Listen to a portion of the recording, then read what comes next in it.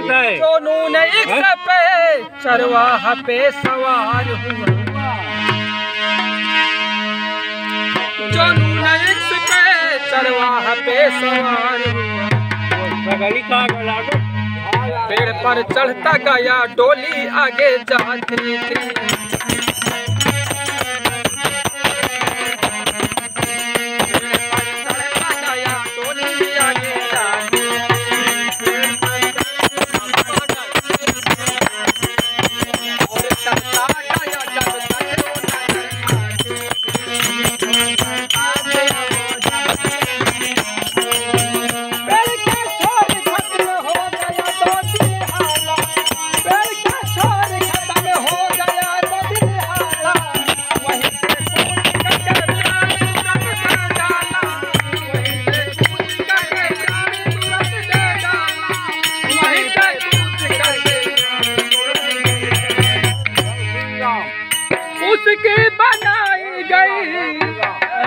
उसकी बनाई गई और वहीं पे कबरिया के चुनरिया बन गई।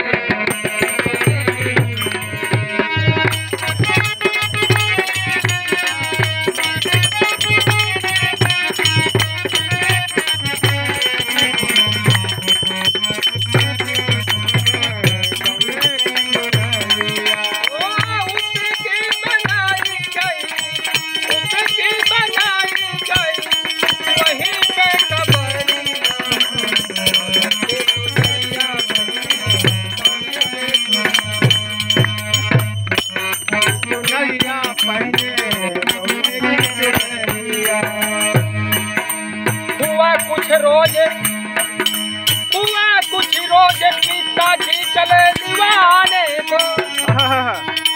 हुआ कुछ रोज पिताजी चले दीवाने को।